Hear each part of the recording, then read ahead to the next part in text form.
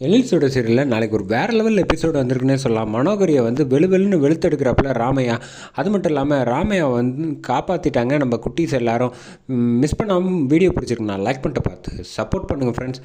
இந்த பக்கம் ராமையா வந்து ஒவ்வொரு ரூமாக போய் வந்து தேட ஆரம்பிக்கிறாங்க. தேட ஆரம்பித்ததுக்கு அப்புறமேட்டுக்கு போய் பார்த்தா சுடர் ரூம்லேயும் தேடி முடிச்சுட்டு இங்கே வராங்க. ராமையா வெளில வந்தோடனே எங்கேயுமே கிடைக்கலையே, என்ன பண்ணுறது அங்கேயா அப்படின்னு கேட்குறப்ப வந்து கரெக்டாக வந்து மனோகரி சொல்கிறாங்க, போலீஸ்க்கு கால் பண்ணிடலாமா அப்படின்னு வந்து ராமையா வந்து சொல்கிறாங்க. இதுதான் கரெக்டான சமயமாக இருக்கும், ஏன்னா இது ஒரு தடவை நடந்துட்டா அந்த தப்பு திரும்ப திரும்ப நடக்குங்கய்யா, அதனால் நீங்களே முடிவு பண்ணிடுங்க அப்படின்னு சொல்லிட்டு கால் பண்ண சொன்னோன்னா அதுவும் சரிதான் அப்படின்ட்டு கால் பண்ண போகிறாங்க. உடனே ஒரு நிமிஷம் நிப்பாட்டு எழில், இப்போ எங்கள் எல்லாரையும் செக் பண்ணாங்க, ஆனால் வந்து ராமையாவை யார் செக் பண்ணுவா அப்படின்னு கேட்டேன்னா அதுவும் கரெக்டு தான், ஏன்னா எல்லாரையும் பார்க்கும்போது நானும் இந்த வீட்டில் ஒருத்தன் தானே, சரி நான் என் பேகு என்கிட்ட மற்றதெல்லாம் இல்லை, ஒரே ஒரு பேக் தான் இருக்குது அப்படின்னு சொல்லிட்டு பேக் எடுத்துகிட்டு வராங்க. எடுத்துகிட்டு வந்து வச்சோடனே பார்த்துக்கங்க அப்படின்னு சொல்லிட்டு கரெக்டாக வந்து மனோகரி வந்து செல்வியை வச்சு திறந்து பார்க்க சொல்கிறாங்க. பார்த்தா வந்து பேகை கொட்டுறாங்க, அதுலேருந்து காசு கொட்டுது.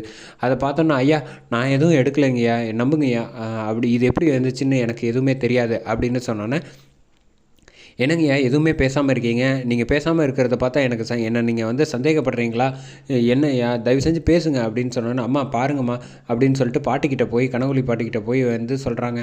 அவங்களும் எதுவுமே பேசாமல் இருக்காங்க. அப்போ வந்து உடனே வந்து மனோகரி வந்து சொல்கிறாங்க, நீ மரியாதையாக பண்ணுறதெல்லாம் பண்ணிவிட்டு வந்து எங்கள் மேலே வந்து எங்கள் ரூமெல்லாம் செக் பண்ணுற லெவலுக்கு நீ யோகியனாக இருக்கியா அப்படின்னு திட்டினோடனே வந்து சுடர் வந்து குறுக்க தடுத்து நிப்பாட்டுறாங்க. எழில் பேசாமல் இருக்கனால ராமையாக்காக பேசாமல், சும்மா நிறுத்துங்க, பேக்கில் இருந்துட்டால் காசு வந்து அவர் தான் எடுத்தாருன்னு ஆகிடுமா, என்ன நினச்சிக்கிட்டு இருக்கீங்க, அவர் இங்கே எத்தனை வருஷமாக இருக்காரு தெரியுமா, தேவையில்லாததெல்லாம் பேசுகிற வேலை வச்சுக்காதீங்க அப்படின்னு சொன்னோன்னே, நீ பேசாமல் இரு அப்படின்னு வந்து சுடரை திட்டுறாங்க. என்ன நீ அவனுக்கு வந்து சப்போர்ட் பண்ணுறியா அப்படின்னு சொல்லிட்டு ராமையா பார்த்து ஒரு வார்த்தை சொல்லி திட்டிடுறாங்க. திட்டினோன்னே கடுப்பாயிடுறாங்க. இந்த வீட்டுக்கோட விசுவாசி நான், உங்களை மாதிரி வந்து என்ன நினச்சிக்கிட்டீங்க, 10 வருஷத்துக்கு முன்னாடி காணா போயிட்டு இப்போ வந்து ஒட்டிக்கிட்டேன்னு நினச்சிக்கிட்டீங்களா, தொலைச்சி என்னை பற்றி தப்பாக வார்த்தை பேசுனீங்கன்னா இந்த குடும்பத்துக்காக நான் என்ன வேணாலும் செய்வேன் அப்படின்னு சொன்னோன்னே ராமையா வந்து பலாரனை அடிக்க போகிறாங்க. மனோகரி அடிக்கிறத வந்து டக்குன்னு எழில் வந்து மனசு தாங்காமல் டக்குன்னு தடுத்து நிப்பாட்டிடுறாங்க.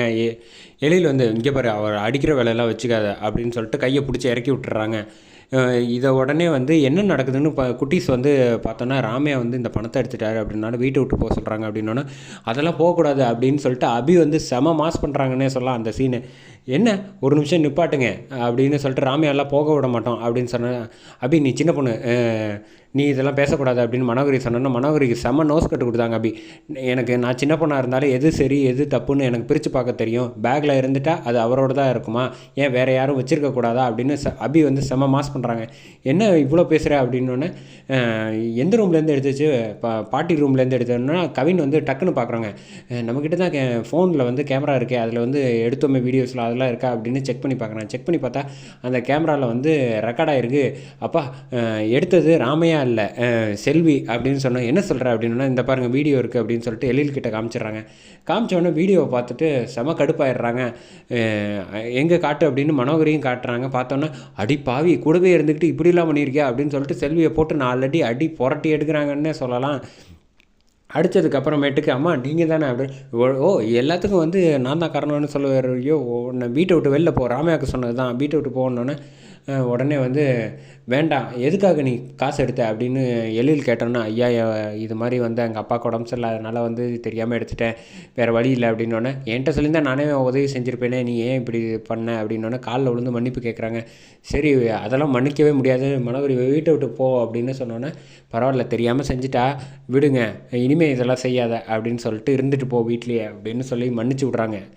இந்த பக்கம் வந்து ராமையா வந்து திங்ஸ் எல்லாத்தையும் பேக்கில் எடுத்துகிட்டு கிளம்பலாம் அப்படின்னு பார்க்குறாங்க. அந்த சமயத்தில் தான் கரெக்டாக வந்து பசங்க எல்லாம் வந்து, ரம்யா தயவு செஞ்சு போகாதீங்க, இது எல்லா விஷயத்தையும் வந்து இந்து வந்து வெளில நின்று கேட்டுக்கிட்டு இருக்காங்க, நீங்கள் போயிட்டீங்கன்னா எப்படி, நீங்கள் இல்லாமல் எங்களால் இருக்கவே முடியாது, நீங்கள் தான் எங்களை அழைச்சிட்டு வரணும் போகணும் வரணும், நீங்கள் உங்களை பார்க்காம எங்களால் எப்படி இருக்க முடியும் அப்படின்னு சொன்னோன்னே ரொம்ப எமோஷ்னலாக வந்து பரவாயில்ல இருக்கட்டும் அப்படிங்கிறாங்க.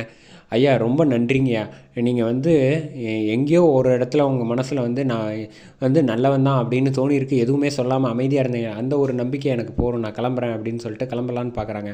அதே சமயத்தில் ராமையா கிட்ட வந்து மன்னிப்பு கேட்டு இனிமேல் போகாதீங்க இங்கேயே இருங்க அப்படின்னு எழில் கேட்டோன்னே பேக் கீழே போட்டுட்டு ஐயா இந்த குடும்பத்தை விட்டு நான் எங்கேயா போவேன், இதை விட்டால் எனக்கு வேறு என்னையா இருக்குது கண்டிப்பாக அப்படின்னு சொல்லிட்டு கட்டி பிடிக்கிறாங்க. எழில் வந்து செம எமோஷ்னலாக இருந்துச்சுன்னே சொல்லலாம். சரி இங்கேயே இருங்க அப்படின்னு சொல்லிட்டு இந்த பக்கம் வந்து அஞ்சலி பாப்பா வந்து ராமையா இப்படி கண்ணத்தை பிடிச்சிக்கலன்னு சரி அப்படிங்கிறாங்க. க்யூட்டாக இருந்துச்சுன்னே சொல்லலாம் அந்த சீன். போனதுக்கப்புறம் எழில்கிட்ட வந்து தனியாக வந்து சுடர் சொல்கிறாங்க இந்த மாதிரி, சார் நான் சொல்கிறேன் தப்பாக நினச்சிக்காதீங்க, நீங்கள் ராமையாவே வந்து சந்தேகப்படுற லெவலுக்கு நீங்கள் உங்கள் மனசு இருக்குன்னா நீங்கள் வந்து ரொம்ப கவலையில் எதையோ போட்டு வந்து யோசிச்சுக்கிட்டே இருக்கீங்க. அந்த யோசனையை விட்டு தள்ளிட்டு நீங்கள் வந்து கொஞ்சம் தெளிவாக இருங்க சார். நீங்கள் தெளிவாக இருந்தீங்கன்னா உங்களுக்கே தெரியும் எது சரி எது தப்புன்னு. நான் சொல்ல வேண்டியது சொல்லிட்டேன், அப்போ உங்கள் விருப்பங்கிறாங்க. அதோட எபிசோட் முடியுது.